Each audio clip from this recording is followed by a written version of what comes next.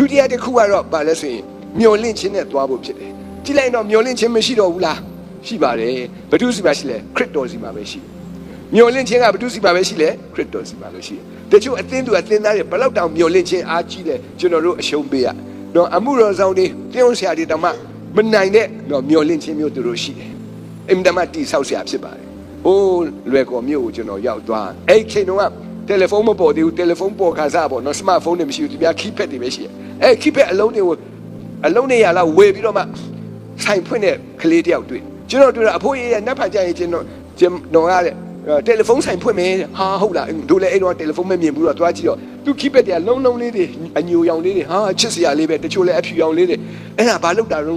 ့တယ်လီဖုန်းရောက်မှာတဲ့ဒီတယ်လီဖုန်းကနော်မြန်ကုန်မှဖြစ်မယ်ကျွန်တော်အမေကအရင်ကြီးထုတ်ပေးတာတယ်လီဖုန်းဆိုင်လွယ်ကောမှာဘယ်သူမှဖွင့်သေးဘူးကျွန်တော်ပထမဆုံးဒီဆိုင်ပေါ့လေအဲ့ဒါလေးဖွင့်တော့အဲ့ဒါဆူတောင်းပြီးမြန်ကုန်အောင်ဆူတောင်းတယ်ဘုရားခင်ကျွန်တော်လည်းမသိဘူးဒီဥစ္စာကြီးတယ်လီဖုန်းလို့ပြောတာနော်ကိုလည်းမမြင်ဘူးသွားကန်ကြည့်တော့ဟုတ်တယ်လုံးကလေးချစ်စရာလေးဖွင့်ကြည့်လိုက်ရင်ခလုတ်နှိပ်ရင်ခေါ်လို့ရတယ်အံ့ဩစရာကောင်းတယ်နော်ကဲအဲ့ဒါနဲ့ဆူတောင်းဘုရားခင်မြန်ကုန်အောင်ဆူမစားပါသူကဒီစီဝိုင်းကိုစလို့တဲတဲ့အိမ်ပြန်လာမိုးတော်မလင်းသေးဘူးအဲ့ကလေးကရောက်လာပြီးတော့ငိုပါလေရောဟဲ့ဘာဖြစ်လို့တော့ဆရာကြီးဘယ်လိုဆူတောင်းပေးလိုက်လဲညတခိုးခိုးတာကုန်သွားတခိုးခိုးတာကုန်ဒုက္ခနော်အေးငါလည်းပြန်စဉ်းစားကြည့်ဘုရားခင်မြန်ကုန်အောင်မစားပါဆိုမစားလိုက်တာတခိုးခိုးတာကုန်ဘယ်လိုလုပ်မလဲအမေရင်းနှီးပေးထားတဲ့ဥစ္စာတဲ့ဒါပျောက်သွားလို့မဖြစ်ဘူးပျောက်သွားလို့မဖြစ်လဲပျောက်ပြီလေဘယ်လိုလုပ်မလုပ်တာဟေးကောင်ရဲစကန်သွားတိုင်ကြည်စမ်းဆရာကပြောတာရဲစကန်သွားတိုင်သူကမသွားတိုင်ဘူးတဲ့ရဲစကန်လည်းမတိုင်ရဲဘူးတဲ့အဲ့ဒါကြောင့်မလို့ပြန်ဆူတောင်းပေးတယ်ဘယ်လိုဆူတောင်းပြန်လဲဘုရားခင်ပြန်ပို့ပေးတခိုးရတယ်ဆိုကဘုရားခင်ပြန်ပို့အောင်မလားနော်လူအနေနဲ့စဉ်းစားပြန်ပို့မယ်ထင်လားလုံးဝမရဘူးကျွန်တော်လည်းအခုခံဘူးတော့သိတယ်ဘယ်တော့မှပြန်မရဘူးဘယ်ဥစ္စာမဆိုအဲ့ဒါကိုပြန်ပို့ပေးအောင်ဘုရားဆူတောင်းပေးသူအားနာလို့ဆူတောင်းပေးတာစိတ်ထဲကတော့မရတော့ဘူးဒါပေမဲ့သူကမျောလင့်ခြင်းကတအားဘုရားခင်ကကျွန်တော်ကိုပြန်ပေးမှာပဲဘုရားခင်ကျွန်တော်ပြန်ပေးမှာပဲသူကတော့အဲ့လိုမျိုးမျောလင့်မှာဆူတောင်းခိုင်းကျွန်တော်မှမနာရဘူးသူတယ်လီဖုန်းအလုံးနဲ့ရအတွက်ဆူတောင်းပေးလိုက်ရတာသူပြန်သွားတယ်1ရက်နေတယ်မရဘူး2ရက်နေတယ်မလာဘူး3ရက်နေကျွန်တော်ပြန်တော့မယ်ရန်ကုန်ဆိုအဖို့နောက်ဆုံးဆူတောင်းပေးအောင်တယ်ဒုက္ခပဲတော့ကျွန်တော်ဆူတောင်းမှားလို့ပဲသူဟာတွေကုန်တယ်လို့ဖြစ်နေတော့အဲ့ဒါဒီကွာဘုရားခင်ပြန်ပေးနော်ဘုရားခင်ပြန်ပေးပါကျွန်တော်စိတ်ပါသွားတယ်ဘာဖြစ်လို့လဲသူရဲ့မျောလင့်ခြင်းကိုကြည့်ပြီးတော့မှစိတ်ပါအိုးဘုရားခင်ပြန်ပေးတော့ကျွန်တော်လည်းဒီမှာလာနာမည်ပြက်ပြီဘုရားခင်နော်မဆာပါဆူတောင်းအဲ့နဲ့သူအိမ်ပြန်သွားလမ်းမှာကြားကလေးတွေကျွန်တော်လိုပဲတယ်လီဖုန်းမမြင်ဘူးတဲ့လူတွေနေမှာပေါ့နော်အဲ့ဒါထားရတယ်အဲ့ခိပဲအလုံးနဲ့အဖြူအညိုလေးတွေထဲဘလော့ဒိုးလို့ပြစ်ကစားတာတွေ့ဟာသူကအဲ့ဒါနေလို့ဘယ်ရလဲဟိုဆိုင်ကလေးတဲ့တကားမပိတ်ထားဘူးတဲ့အဲ့ဒါဒိုးအောင်မေးလို့ဂုံချင်းဒိုးအောင်မေးလို့ကလေးတွေကသွားယူတော့လမ်းမှာတင်ပြီးတော့ဆော့တာအမလေးမိုးစရာကောင်းလိုက်တာအမှန်တော့သူလည်းပေါ်ဆဆတကားမပိတ်ဘဲနဲ့ပြန်သွားခြင်းတယ်ကလေးကအဲ့ဒါဆော့တာ2ရက်3ရက်ရှိပြီသူအခုမှသွားတွေ့တာဟဲငါဥစ္စာပြန်ကောက်အလုံး200တလုံးမှမရောအပြည့်စုံပြန်ရဒါပေမဲ့ဒိုးလို့ဆော့ထားတော့အားလုံးကွဲကုန်အကောင့်တော့ပြန်မရသူကပြောပြန်အဖိုးကပြန်ရအောင်ဆူတောင်းပေးတာအကောင့်တိုင်းပြန်ရအောင်မတောင်းပေးပဲနောက်မှပဲတောင်းတော့မယ်ပြန်တော့မယ်ပြန်လာခဲ့ရတယ်အခုတည်းကအဲ့လွယ်ကောမျိုးလည်းမသွားတော့နော်ဘာဖြစ်တော့တော်လေးကိုတော့အဆက်ကွဲခဲ့ရဆူတောင်းတယ်ဘုရားခင်တော့မြန်ကုန်အောင်ဘု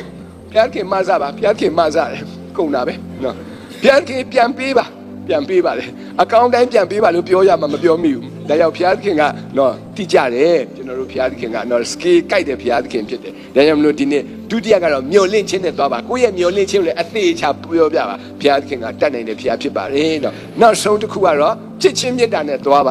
ါနော်ဝိတိုရိယဘုရင်မကြီးအသက်18နှစ်မှာဘုရင်ထီတန်းကိုအုပ်စိုးရတယ်အင်္ဂလန်နိုင်ငံကအင်္ဂလန်အင်ပါယာကြီးပါအုပ်စိုး18နှစ်ဒီမင်းကလေးကဘယ်လိုလုပ်ပြီးတော့မှတိုက်ပြည်အုပ်ချုပ်နိုင်မလဲနော်လူတွေကအထင်သေးတယ်ပါလီမန်ကလွတ်တော်အမတ်တွေမြဲဘုရင်မကြီးဘယ်လိုလုပ်ပြီးတော့မှဒီတိုင်းပြည်ကိုအုပ်ချုပ်မယ်လို့စိတ်ကူးထားလေ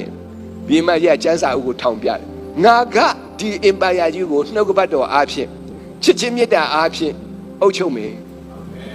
နေမဝင်အင်ပါယာနော်ဘလောက်ကောင်းတဲ့စကားတစ်သက်လုံးမမေ့အပ်တဲ့စကားဖြစ်နှုတ်ကပတ်တော်အားဖြင့်ချစ်ချင်းမေတ္တာအားဖြင့်အုပ်စိုးခဲ့တဲ့ဘုရင်မကြီးသူများရဲ့တခြင်းဆိုတဲ့ God save the queen နော်ဘုရင်မကြီးကိုဖျားသခင်ကယ်မပါစေဘလောက်ကောင်းတဲ့အတူယူတယ်ကျွန်တော်တို့ဒီကနေ့ချစ်ချင်းမေတ္တာမရှိရင်ရန်ဖြစ်တယ်ချစ်ချင်းမေတ္တာမရှိရင်တယောက်နဲ့တယောက်ကြိတ်ကြတာပဲအဲ့တော့ချစ်ချင်းမေတ္တာနဲ့သွားပါ သူများရဲ့ကြိတ်ရှင်ကြိတ်ပါစေတို့ကခရိယန်ဖြစ်တယ်ဘုရားခင်ရဲ့သားသမီးဖြစ်တယ်ယုံကြည်သူဖြစ်တယ်ကျွန်တော်တို့ချစ်ချင်းမေတ္တာနဲ့တွားရအောင်ဘုရားခင်ကချစ်ချင်းမေတ္တာဖြစ်တယ်ခါတော့ကလူတွေကပြောတယ်နော်သူတအုပ်နဲ့မြေခွေးတအုပ်ရှိတဲ့နေရာမှာအစသွားချအဲ့တော့မြေခွေးတွေအတွက်အသားတုံးတုံးသွားပစ်ချမြေခွေးအကောင်20ကတခါအဲ့အသားတုံးကိုမစားနိုင်ဘူးမနေ့သွားကြည့်တဲ့အခါအဲ့ဒီအသားတုံးအတွက်ကြိုက်နေကြတာနဲ့အကုန်လုံးသေးကုန်အသားတုံးညဒီတိုင်းပဲကြံနေအဲ့ဒီတိုးကောင်20အတွက်တော့မြက်တထုံးသွားချထားမနေ့သွားကြည့်လိုက်တဲ့အခါကျတော့တိုးတွေအကုန်လုံ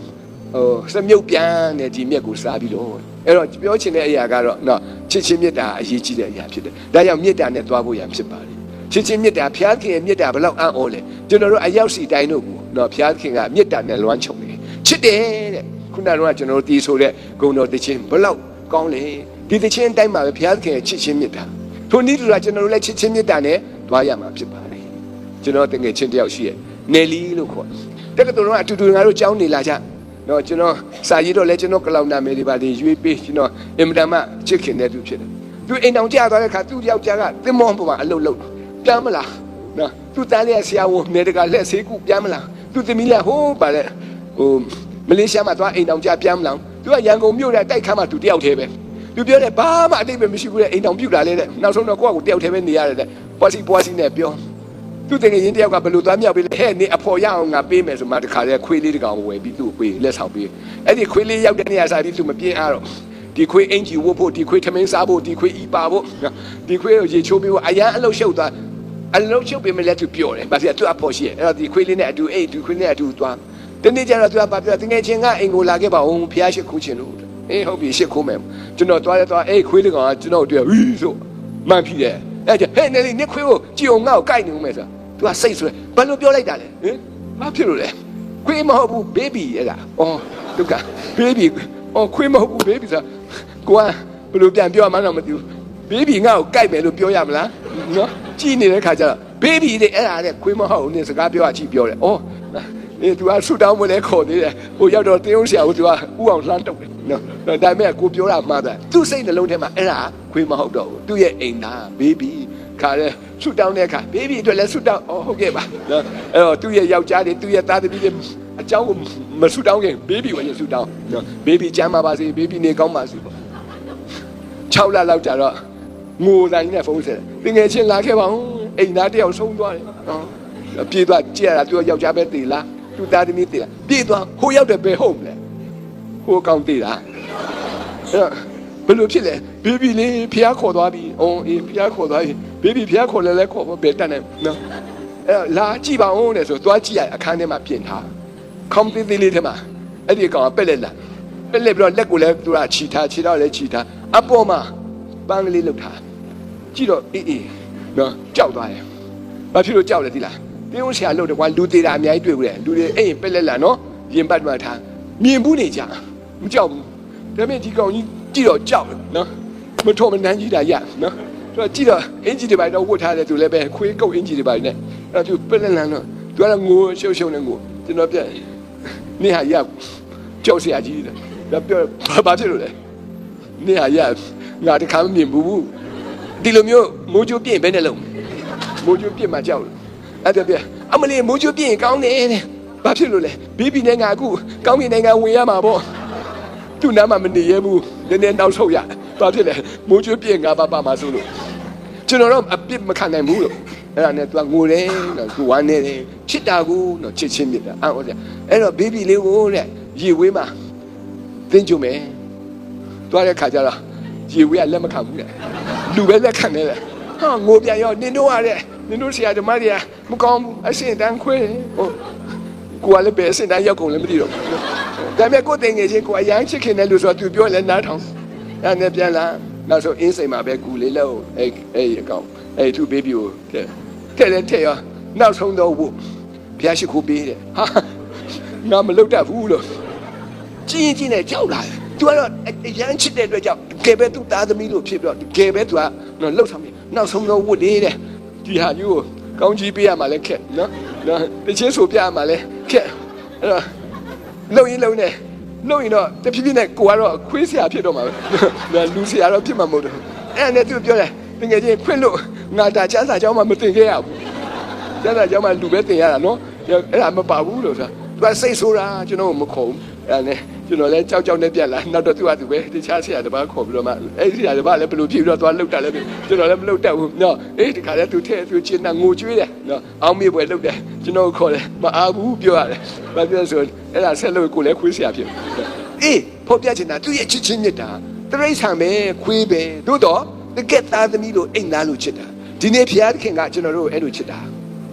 ဘုရားသခင်ကအဲ့လိုချစ်တာတကယ်တော့ကျွန်တော်တို့ကဖန်ဆင်းခံတဲ့သူတွေပဲမြေကြီးကလာတဲ့မြေမုတ်ပဲတို့တော့ဘုရားသခင်ကတန်ဖိုးထားလို့ခုနကျွန်တော်တို့ဆိုတဲ့နော်ဘုံမလေးဆိုတဲ့တခြင်းတရားလို့လက်ဝါးကားတိုင်းပေါ်ကစီးစင်းတဲ့သွေးနဲ့ကဲတင်တာ